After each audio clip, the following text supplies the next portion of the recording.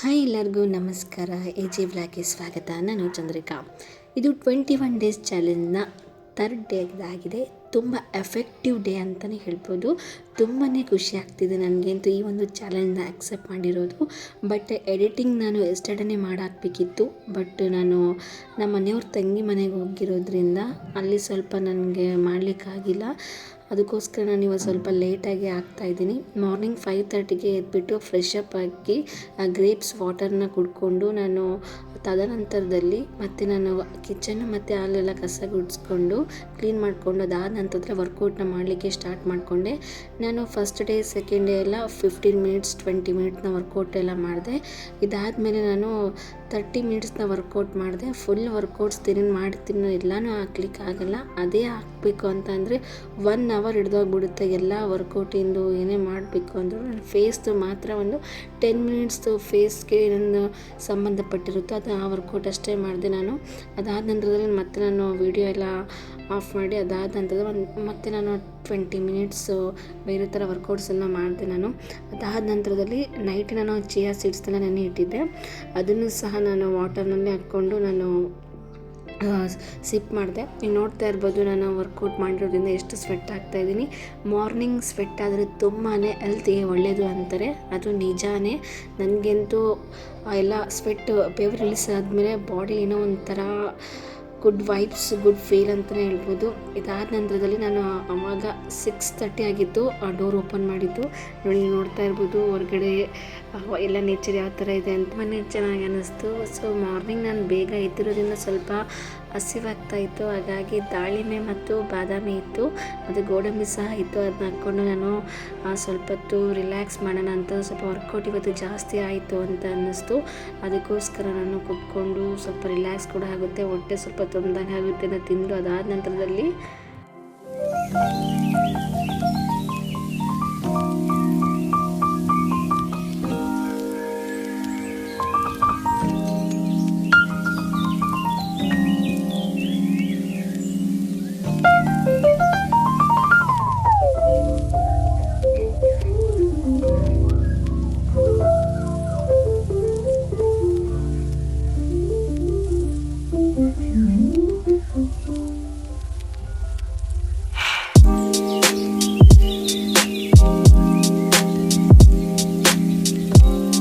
ಮಾಡಿಕೊಂಡು ಸಹ ಕುಡಿದ್ವಿ ನಾವು. ನಮ್ಮ ಮನೆಯವ್ರಿಗೂ ಸಹ ಅದಾದ ನಂತರದಲ್ಲಿ ವಾರ ಇರೋದ್ರಿಂದ ಪೂಜೆ ಮಾಡಬೇಕಿತ್ತು. ನಮ್ಮ ಮನೆಯವರು ಮುಂಚೆನೇ ಪೂಜೆ ಎಲ್ಲ ಮಾಡಿ ಹೋಗಿದ್ರು.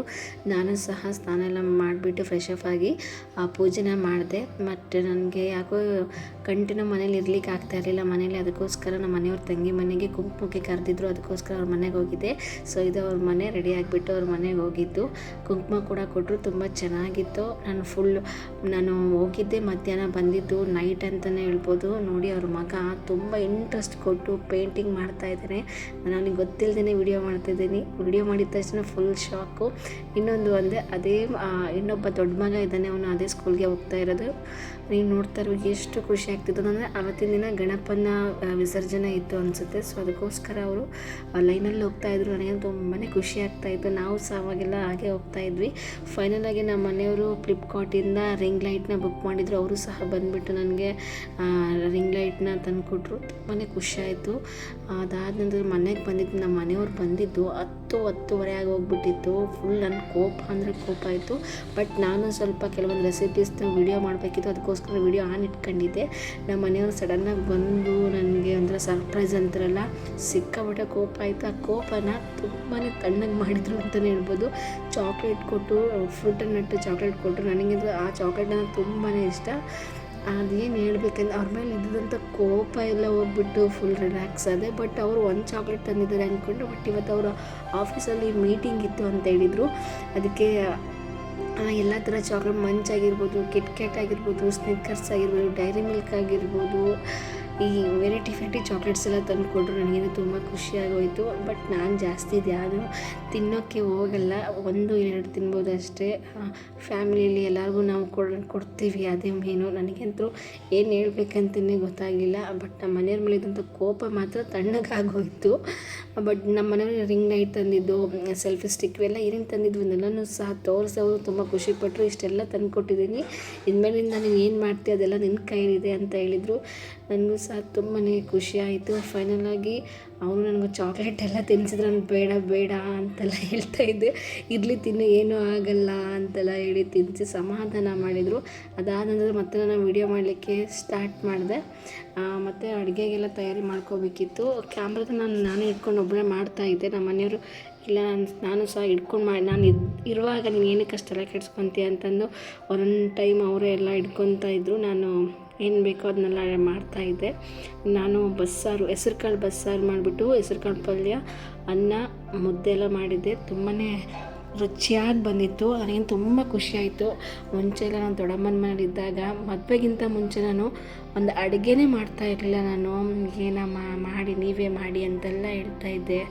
ಈಗಂತೂ ಒಂದು ದಿನವೂ ಅಮ್ಮ ಮಾಡಿಕೊಡು ಅಂತ ನಾವು ಕೇಳಲಿಕ್ಕೆ ಆಗಲ್ಲ. ಈಗ ನಾವು ಗಂಡನ ಮನೆಗೆ ಬಂದಿರೋದ್ರಿಂದ ನಮ್ಮ ಮನೆಯವ್ರು ನನಗೆ ಕೇಳ್ತಾರೆ ನಾನಂತೂ ನನ್ನ ಕೈಲಿ ಆಗಲ್ಲ, ಮಾಡಿಕೊಡು ನನಗೆ ಇಂಥದ್ದು ಮಾಡಿಕೊಡು ಅಂತ ಅವರೇ ಕೇಳ್ತಾರೆ. ನಾನೇ ಮಾಡಿಕೊಡೋ ಪರಿಸ್ಥಿತಿ ಇವಾಗ ಬಂದಿದೆ. ಬಟ್ ಎಲ್ಲರಿಗೂ ಶಾಕು ನಾನು ಈ ಥರ ಅಡುಗೆಗಳೆಲ್ಲ ಮಾಡ್ತೀನಿ ಅಂತ. ಆದರೂ ಗಂಡನ ಮನೆ ಅಂದಮೇಲೆ ಮಾಡಲೇಬೇಕಾಗುತ್ತೆ. ಗಂಡನ ಮನೆ ಅನ್ನೋದಕ್ಕಿಂತ ನಮ್ಮ ಹೊಟ್ಟೆ ನಾವು ತುಂಬಿಸ್ಕೋಬೇಕಾಗುತ್ತೆ. ಒಂದು ದಿನ ಚಂದ, 2 ದಿನ ಚಂದ ಹೋಟೆಲಿಗೆ ಏನಾದರೂ ತಿನ್ನಲಿಕ್ಕೆ ಆರ್ಡರ್ ಮಾಡ್ಕೊಂಡು ತಿನ್ನೋಕ್ಕೆ. ಬಟ್ ಎನಿ ಟೈಮ್ ಆಗೋದು ಇಲ್ಲ. ಅದಕ್ಕೋಸ್ಕರ ನಾನು ರುಚಿಯಾಗಿ ಮುಂಚೆಲ್ಲ ಯಾವಾಗಾದರೂ ಒಂದೊಂದು ಟೈಮ್ ಮಾಡ್ತಾಯಿದ್ದೆ. ಈಗಂತೂ ಡೈಲಿ ಒಂಥರ ಈಗ ಕಿಚನ್ ಯಾವ ಥರ ಆಗಿಬಿಟ್ಟಿದೆ ಅಂದರೆ ತುಂಬ ನನ್ನ ಫ್ರೆಂಡು ಯಾರು ಬೇಡ, ಈಗ ನನಗೆ ಕಿಚನ್ ನನ್ನ ಫ್ರೆಂಡು ಅನ್ನೋ ಥರ ನನಗೆ ಆಗೋಗ್ಬಿಟ್ಟಿದೆ. ಅಷ್ಟು ರುಚಿಯಾಗಿ ನಾನು ಅಡುಗೆ ಮಾಡಿದ್ದೀನಿ. ಇದೇ ವಿಡಿಯೋನ ಸಪ್ರೇಟಾಗಿ ನಾನು ಎಲ್ಲನೂ ರೆಸಿಪೀಸ್ ಏನೇನು ಬೇಕು ಅಂತ ನಾನು ವಿಡಿಯೋನ ಮಾಡಾಕಿದ್ದೀನಿ. ಕೇವಲ ಜಸ್ಟ್ ಏನಂದರೆ ಹೆಸರು ಕಾಳು ಬಸ್ಸಾರು ಮಾಡೋ ವಿಧಾನ ಅಂತ ಅದನ್ನು ನಾನು ಸಪ್ರೇಟಾಗಿ ವಿಡಿಯೋ ಮಾಡಿದ್ದೀನಿ. ನೋಡಬೇಕು ಅಂತ ಇಂಟ್ರೆಸ್ಟ್ ಇದ್ದರೆ ಅದು ವಿಡಿಯೋ ಹೋಗಿ ನೀವು ನೋಡ್ಬೋದು. ತುಂಬ ರುಚಿಯಾಗಿತ್ತು ಅಂತಲೇ ಹೇಳ್ಬೋದು. ನಮಗೆಲ್ಲ ಬರುವಂಥದ್ದು ರೊಟ್ಟಿ, ಆದರೆ ನಮ್ಮ ಮನೆಯವ್ರಿಗೆ ಮುದ್ದೆ. ಅವ್ರು ಹೇಳ್ತಾರೆ ಬೆಳಗ್ಗೆ ಎದ್ದ ತಕ್ಷಣ ನಂಗೆ ತಿಂಡಿ ಮಾಡೋದಕ್ಕಿಂತ ಒಂದು ಮುದ್ದೆ ಮಾಡಿಬಿಟ್ಟು ಬಸ್ಸಾರು ಅಥವಾ ಅದಕ್ಕೆ ಸೂಟ್ ಆಗುವಂಥದ್ದು ಯಾವುದಾದ್ರೂ ಸಾಂಬಾರು ಮಾಡಿಬಿಟ್ರೆ ನನಗೆ ಅಷ್ಟೇ ಸಾಕು, ಇನ್ನೇನು ಬೇಡ. ಅದು ಹೊಟ್ಟೆ ಮಧ್ಯಾಹ್ನ ತನಕ ಮಿಸ್ ಕಾಡಲ್ಲ. ಹೊಟ್ಟೆ ಅಷ್ಟು ಕೆಲಸ ತುಂಬ ಫೀಲಲ್ಲಿ ನಾವು ಒಳ್ಳೆ ಇದರಿಂದ ಕೆಲಸ ಮಾಡ್ಬೋದು, ಆ್ಯಕ್ಟಿವಾಗಿ ಕೆಲಸ ಮಾಡ್ಬೋದು.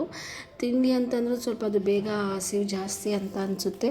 ಕೆಲವೊಂದು ಐಟಮ್ಸಿಗೆ ಉಪ್ಪಿಟ್ಟಾಗಿರ್ಬೋದು, ಕೆಲವೊಂದು ಐಟಮ್ಸ್ ಅವ್ರಿಗೆ ಇಷ್ಟ ಆಗಲ್ಲ, ಗ್ಯಾಸ್ಟ್ರಿಕ್ ಆಗ್ತಾ ಹೋಗುತ್ತೆ. ಅದಕ್ಕೆ ರಾಗಿ ಮುದ್ದೆ ಆಗಿರ್ಬೋದು. ನಾನು ಜೋಳದ ರೊಟ್ಟಿ ಮಾಡ್ತೀನಿ ಅಂದರೆ ಜೋಳದ ರೊಟ್ಟಿ ನೀನು ಮಾಡ್ಕೊ, ಬಟ್ ಅದು ನನಗೆ ಜೋಳದ ಮುದ್ದೆ ಮಾಡಿಕೊಡು ಅಂತ ಹೇಳ್ತಾ ಇರ್ತಾರೆ. ಆದರೂ ಓಕೆ ಅಂತೆಲ್ಲ ಹೇಳ್ತೀನಿ. ನನಗಂತೂ ಇವರು ತುಂಬ ಸಪೋರ್ಟಿವ್ ಅಂತಲೇ ಹೇಳ್ಬೋದು.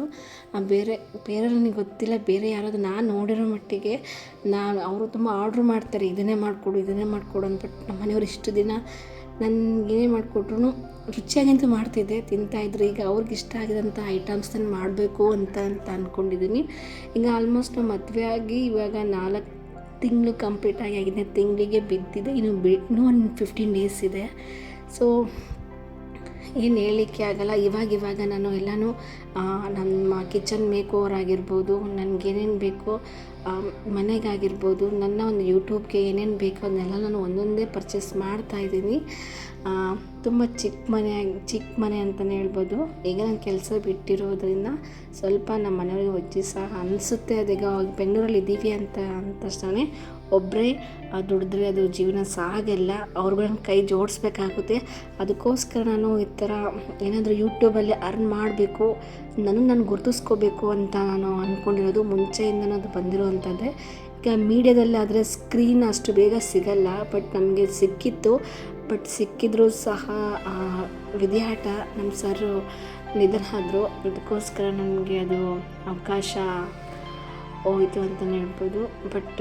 ಬಟ್ ನನಗೆ ಏನಾದರೂ ಮಾಡಲೇಬೇಕು ಅನ್ನೋ ಕಾರಣಕ್ಕೂ ಸುಮ್ಮನೆ ಮನೇಲಿ ಕೆಲಸ ಸಿಗೋದಕ್ಕಿಂತ ಸುಮ್ಮನೆ ಮನೇಲಿ ಕೂರೋದಕ್ಕಿಂತ ನಾವೇ ಏನಾದರೂ ಮಾಡಬೇಕು ಅಂತಂದು ಯೂಟ್ಯೂಬ್ ಚಾನಲ್ನ ಓಪನ್ ಮಾಡಿದ್ದೀನಿ. ಫಸ್ಟು ಹಂತವಾಗಿ ನಾವು ಹೋಗಬೇಕಾಗುತ್ತಲ್ವ, ಅದಕ್ಕೋಸ್ಕರ ಏನೇನಿದೆಯೋ ನಾನು ಏನು ಮಾಡ್ತಾಯಿದ್ದೀನಿ ಅದನ್ನೇ ನಾನು ಅಪ್ಲೋಡ್ ಮಾಡ್ತಾಯಿದ್ದೀನಿ ವೀಡಿಯೋಸ್ನ. ಮತ್ತು ನಾನು ಅದನ್ನು ಬಿಟ್ಟು ಇನ್ನೇನೂ ಇಲ್ಲ. ಸೊ ಇದಾಗಿತ್ತು ನನ್ನ 21 ಡೇಸ್ ಚಾಲೆಂಜ್ನ 3rd ಡೇಯ ವಿಡಿಯೋ. ಸೊ ಯಾರಿಗೆಲ್ಲ ಈ ವಿಡಿಯೋ ಇಷ್ಟ ಆಗಿದೆ ಪ್ಲೀಸ್ ಲೈಕ್ ಮಾಡಿ, ಶೇರ್ ಮಾಡಿ, ಸಬ್ಸ್ಕ್ರೈಬ್ ಮಾಡೋದನ್ನ ಮರಿಬೇಡಿ ಅಂತ ಹೇಳ್ತಾ ಇವತ್ತಿನ ವ್ಲಾಗ್ನ ಮುಗಿಸ್ತಾ ಇದ್ದೀನಿ. ಎಲ್ಲರಿಗೂ ನಮಸ್ಕಾರ. ಮತ್ತು ನಾಳಿನ ವ್ಲಾಗಲ್ಲಿ ಮತ್ತೆ ಸಿಗ್ತೇನೆ.